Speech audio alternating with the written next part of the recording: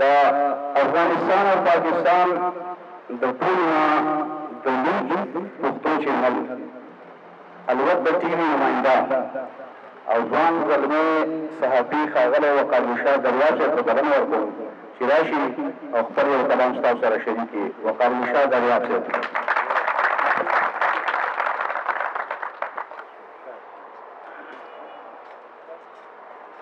ډېره مننه. وایي زما دا ځینې قصې نه وي خوښې، زما دا ځینې قصې نه وي خوښې، زه د چا خوښ نه یم په ځینو قصو، او زما دا ځینې قصې ډېرې خوښې، د ډېرو خوښ یم په ځینو قصو.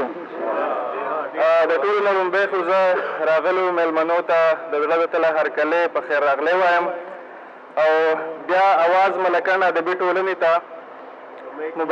مبارکي وایم چې دومره ځلانده ستوري یو محفل را جوړ کړو، دا یې راغونډ کړه، ځکه چې مونږ هم د دې خلکو د نومونو سره او د دې خلکو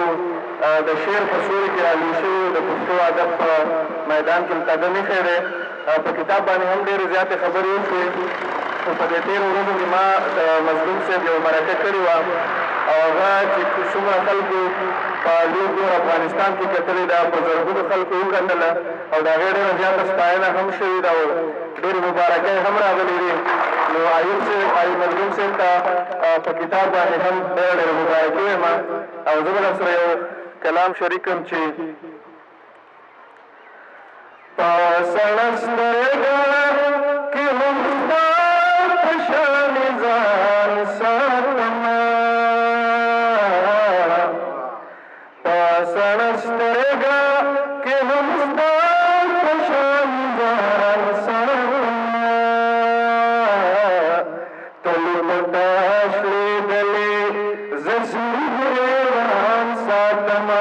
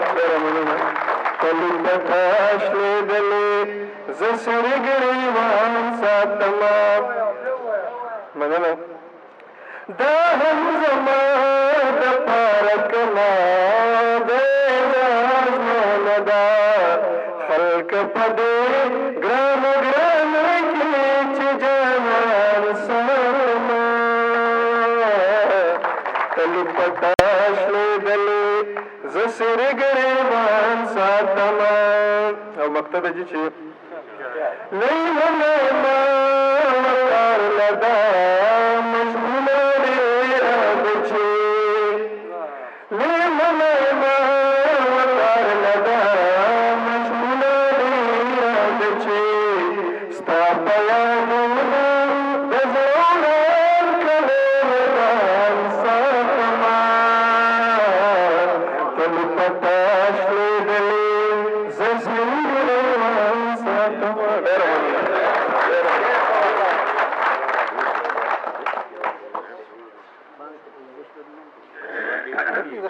دا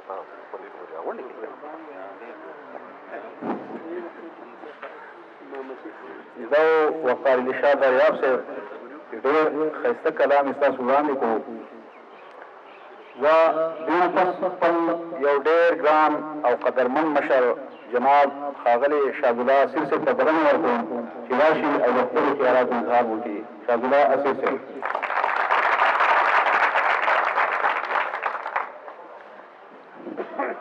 نحمده ونصلي على رسوله الكريم أما بعد فأعوذ بالله من الشيطان الرجيم بسم الله الرحمن الرحيم.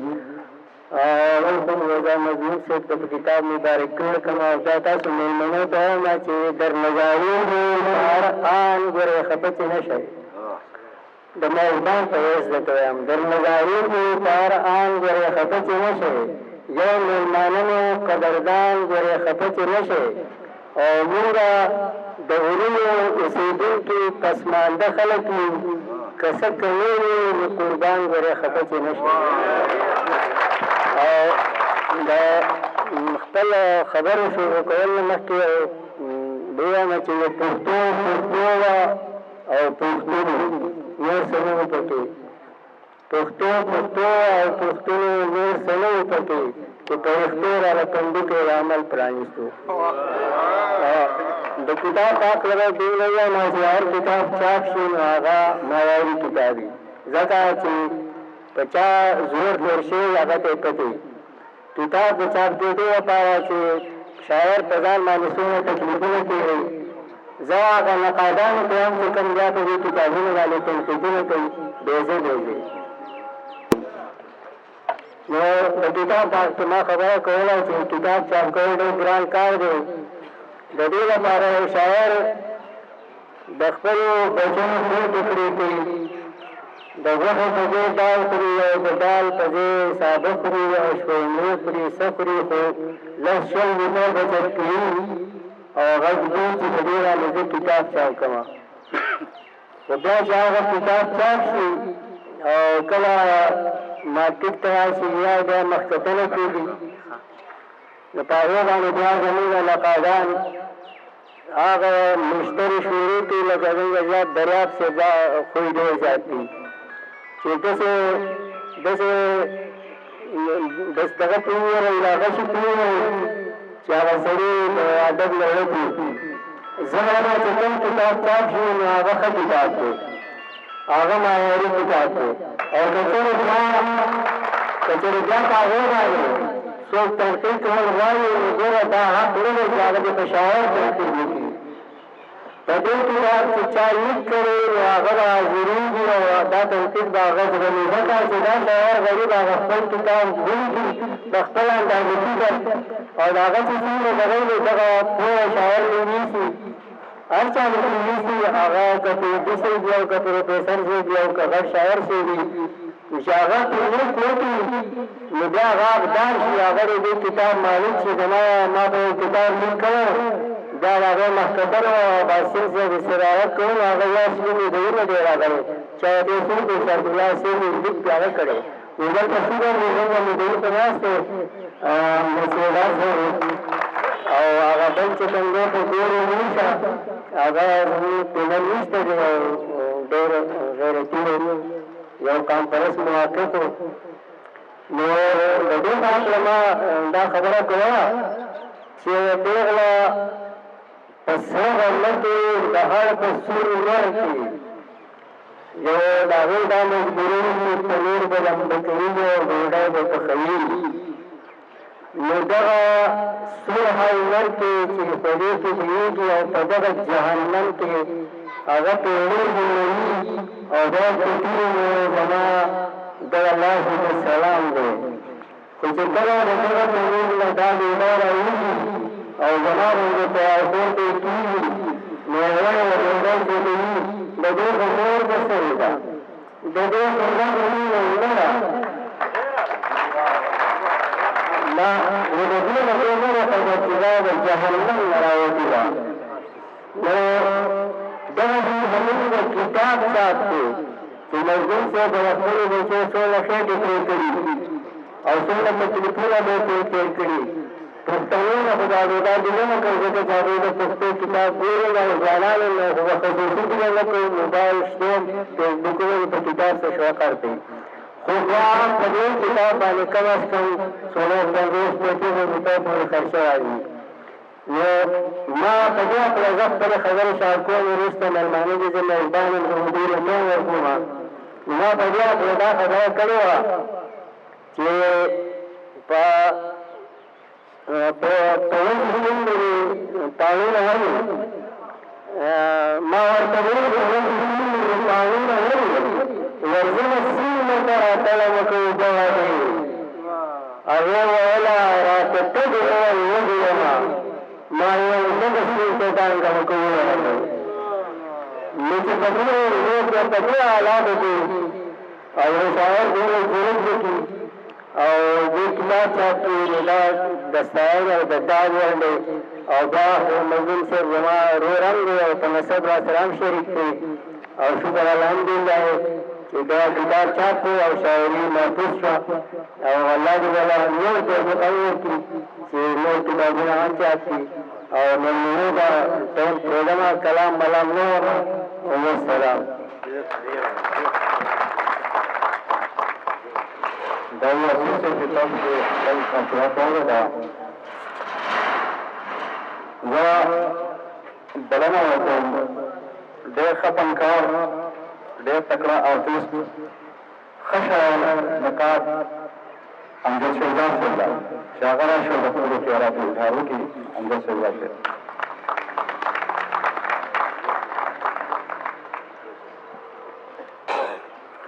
بسم الله الرحمن الرحیم اول خو مظلوم صاحب ته مبارکي ورکوم کتاب خو ما درې څلور پورې لوستی دی پروف ریډینګ کړی دی او په چاپ کې ورسره مې هم منډه تړله والي ده په دې محفل کې هغه دوه لوی شخصیات ناست دي یو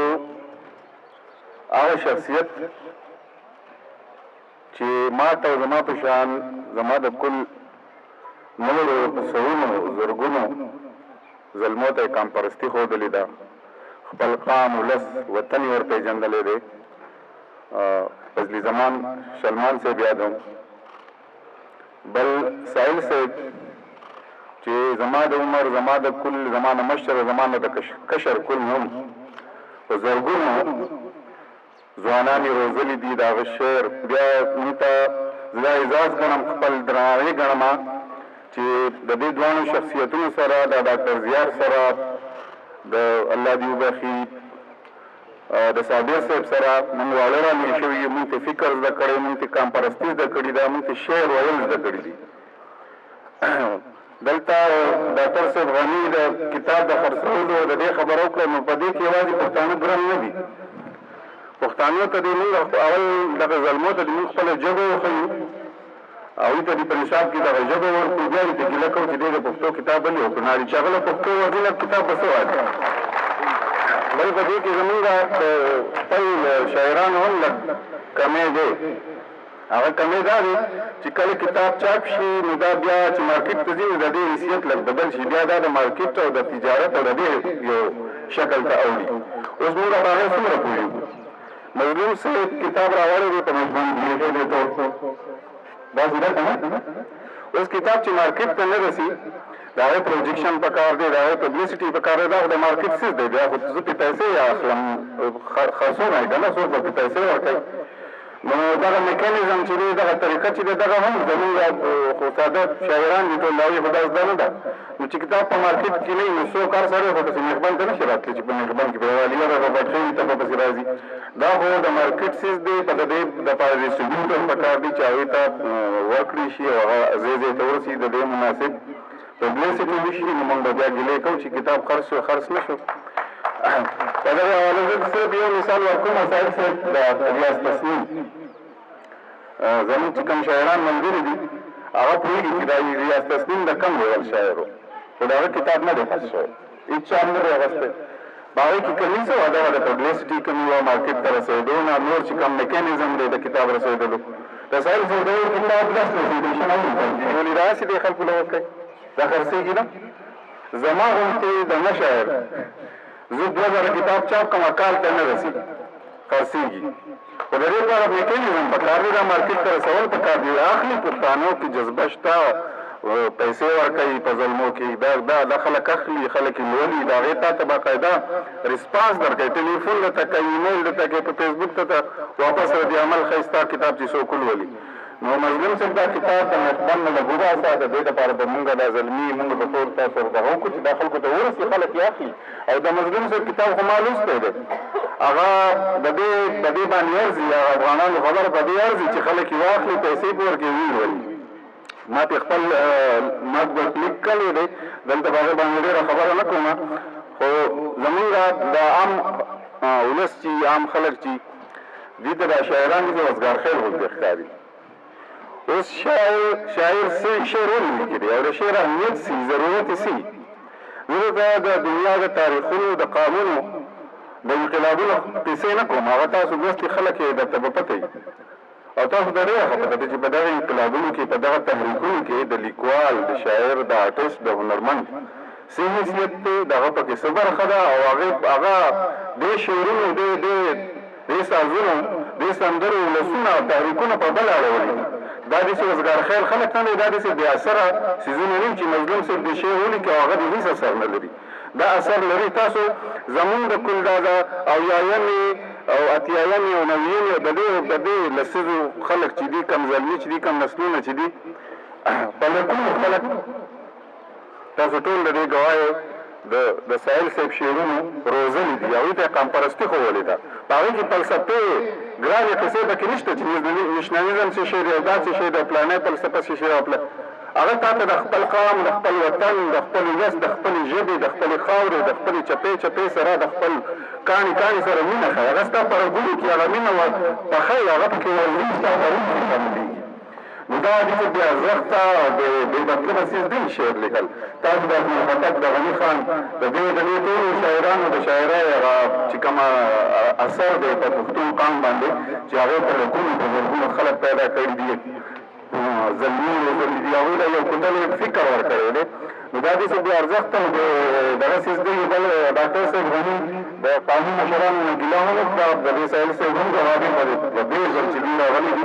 دوی پښتو ژبې د ډاکټر صاحب د اطاعت کړی دی ستنون او ستاسو قامي اتلانې په پښتو په نصابونو کې زما ماشوم ته ښودلي دي چې هغه په هغه تر اوسه پورې په بلیک لیسټ کې په تور لیسټونو کې هغه مشران د دې ریاست په قانون کې دغه مشرانو دغه فکر خلکو دغه ستاسو مشران زموږ مشران په دې د پنځم شپږم اووم اتم په دې ټولو کتابونو کې چې تر اوسه په دې اویا کاله کې دغه اتلان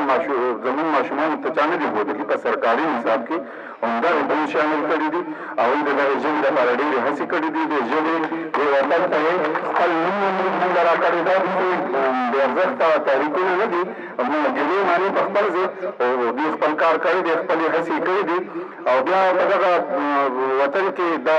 وړوکی کار هم موږ لوی کار ګڼو تاسو خبر یې موږ خبر یو چې په دې وطن کې څه قصې روانې دي د پښتنو سره زما د قام سره زما د ولس سره بیا د ساحل صاحب غوندې شاعر ته د ملګري ملکن خبره وکړه چې که شاعر څه حیثیت نه لري ساحل صاحب به ادبیه په دغه کې په کلونو بچو کې د ساحل صاحب او د ساحل صاحب غوندې نور ملګري شاعران ادیبان لیکوالان دوی په جیبونو کې وي د دې شعر اثر لري هغه ته یارېدل زموږ سره زموږ شعرونه چې دي زموږ سازونه چې دي زموږ سندرې زموږ نغمې دا زموږ سره ټول دي موږ په دې جنګ کوو موږ د دې قام جنګ د امن جنګ د مینې جنګ د دې قاموالۍ جنګ موږ هغه حیثیت نه لرو چې ټینکونه دي راولو جنګونه دي راولو زموږ سره دا سازونه دي دا شعرونه دي دا رباطونه دي دا لفظونه دي چې موږ په جنګ کوو او موږ پرې دغه جنګ به موږ ټول هم دغه روانه مبارزه چې دا به په دې شعرونو په دې سازونو په دې نغمو په دې رباطونو به ګټو خپل قام ته خپل ولس ته به شعور ورکوو او دغه به په کار راولو دا زموږ د جنګ ټولز دي دا اوزار دي زموږ نو دا داسې بې ارزښته څیزونه نه دي د مظلوم صاحب شاعري تاسو وګورئ په هغې کې چې د خپل وطن سره دا ستاسو مخبل یا د دې دا علاقه چې ده په دې کې په تصورونو زمیني کشران کوم د مظلوم صاحب د شخصیت نه او د مظلوم صاحب د شاعرانو متاثر دي هغوی کې دا کمپارسي پیدا کړي دا وړوکې خبره ده که د مظلوم صاحب دغه وس دی د ساحل صاحب د هغې نه ډېر وس دی زما بلې لږ نور وس وي نو دغه مبارزه دغه د امن خبره دا به ساتو جاري به ساتو خپل روان ولس ته به دغه په ورثه کې پرېږدو د ساحل صاحب شعر دی چې په پښتنو کې که ساحل خدای پیدا کړی نه وي بابو صاحب په پښتنو کې که ساحل خدای پیدا کړی نه وي جواب بچا د یار د سترګو د سوالونو کوو او زه ورته یو شعر وایم چې په خپل هنر کې بل غرض نشته د سره زما په خپل هنر کې بل غرض نشته د سره زما وایم چې رسې نورو خلکو ته خبره زما په خپل هنر کې بل غرض نشته د سره زما وایم چې رسې ډېرو خلکو ته خبره زما او دا چې زما شونډې ګنډې زما لاسونه تړې دا چې زما شونډې ګنډې زما لاسونه تړې ستا د ټوپکه زوروره د سندره زما دا چې زما شونډې ګنډې زما لاسونه تړې ستا د ټوپکه زوروره د سندره زما او دا بل نظم یو دوه شعرونه ته یم چې که بوټان دې پټکي دي که بوټان دې پټکي دي ټول دې واوري دا خبره که بوټان دې پټکي دي ټول دې واوري دا خبره چې نه تختم نه یېرېږم د تورمخو د لښکره ډېره مننه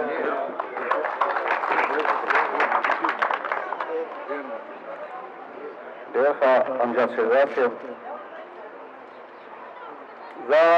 یو داسې شاعر ته بلنه ورکوم چې هغه به تاسو د دې شعرونه په خپل وپېژنئ په پېښور کې سرحد مه جوړوه د هغې خپل قومونه ستړي نه دی خو پېښور په پېښور دی که نه ډېر شعرونه معلوم قومي سودان عبدل صاحب ته بلنه ورکوم چې راشي او د خپلو خیالاتو اظهار وکړي مظلوم صاحب په باره کې وکړي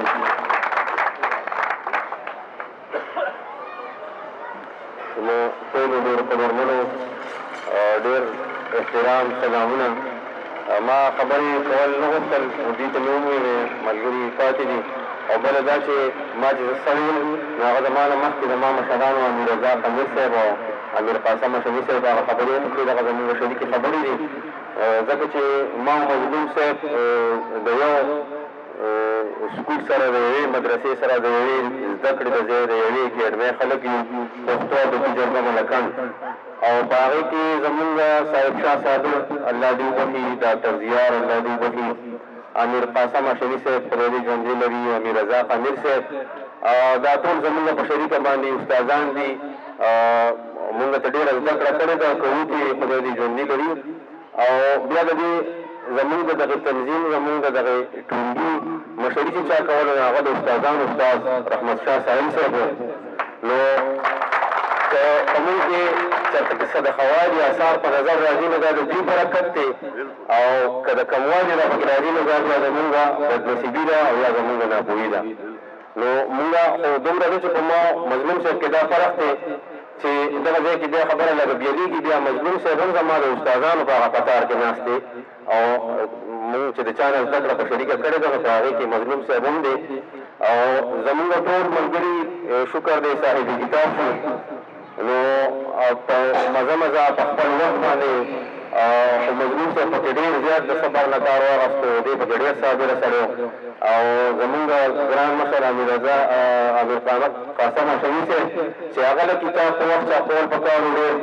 ناوخته چاپ کړو ډېر وخت پسې چاپ کړو دغسې زمونږ د جرګې د ټولو ملګرو هغه خوی دي داسې و چې په خپل وخت یې چاپ کړي البته زما نه پکې لږه مشروطي شوې وه چې ما د نن نه ډېر مخکې په 2015 کې خپل کتاب چاپ کړی او ایوب مظلوم صاحب په ډېر صبر وکړو او پښتانه وایي چې د صبر میوه خوږه ده نو دا کتاب په دغه حواله هم ډېر خوږ کتاب دی چې دا د ډېر صبر نه پس چاپ شو زه د مهربند دې ټولو ځوانانو ته ډېر مبارکي ورکوم او دا یقیني چې ستاسو دپاره د ویاړ خبره ده ځکه چې په درګۍ کې چې زه ویاړ کوم نو د مهربند د بچي بچي دپاره دا د ویاړ خبره ده او ستاسو د بیا بیا مبارک شي او په دغه محفل په دغه مرسته کې چې موږ کومې زده کړې کړې دي نو زه دومره نه پوهېږم چې زه تاسو پوه کړم او خبرې کوم هغه زما مشران وکړې خو